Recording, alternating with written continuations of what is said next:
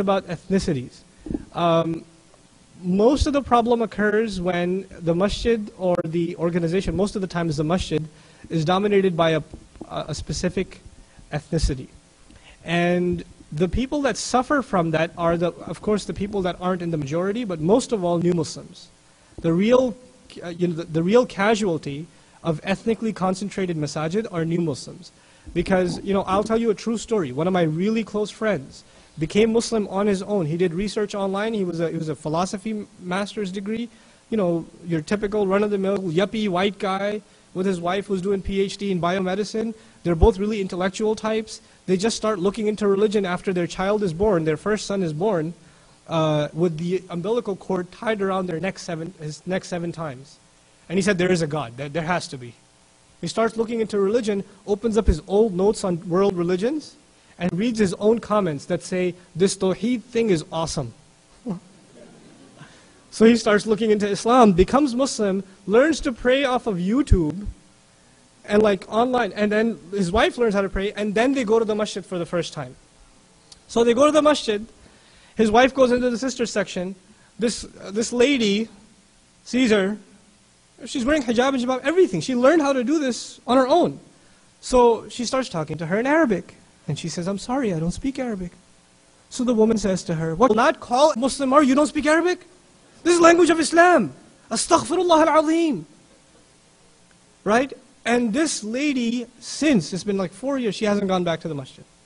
She's a Muslimah, but she can't stand the masjid. And why did this happen?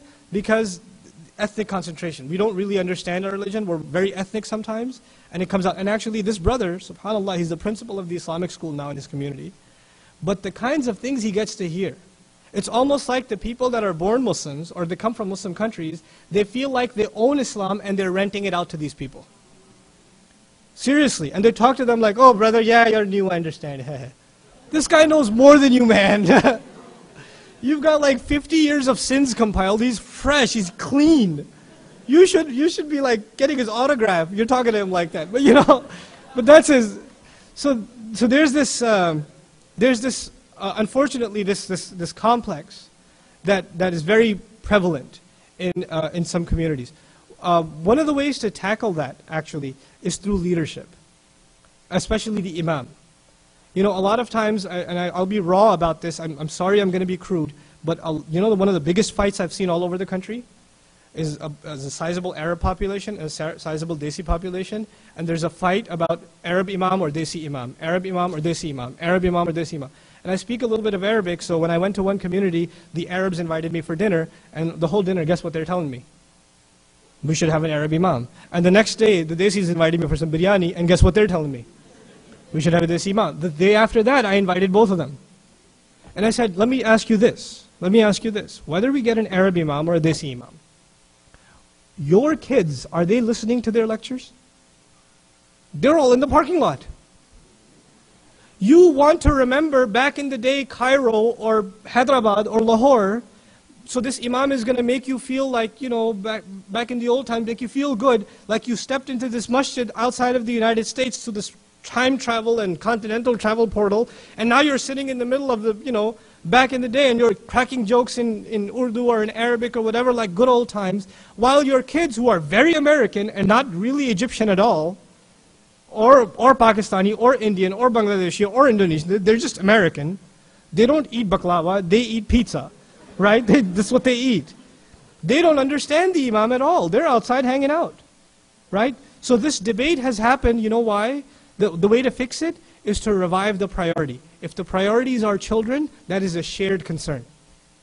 When the priority is your school of thought, your ethnicity, your ideology, a certain baggage that you bring from home, then there's always going to be conflict. But there's one shared state of emergency all Muslims share in this country. Whether you come from Senegal, or you come from Ethiopia, or you come from Turkey, or you come from Pakistan, or you come from Europe, wherever you come from, guess what your biggest problem is?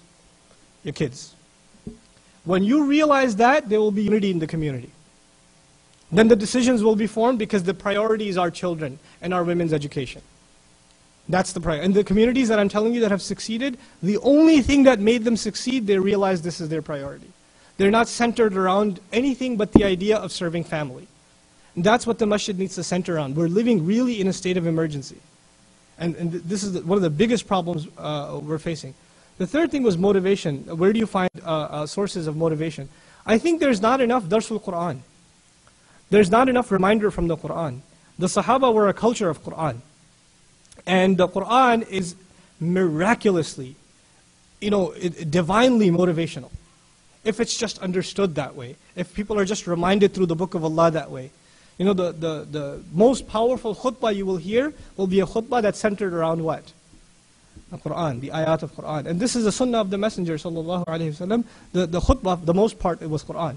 For the most part. And the ibadah, which is supposed to motivate us, the ibadah, what's the biggest ibadah? Salah. What's the biggest part of salah? Qiyam. What's qiyam? Quran. It's supposed to motivate us. It's supposed to give us khushu'. So there's this, it's not certain passages or anything. It's just Quran in general. It should be a part of the motivational culture of our community. It should be like that.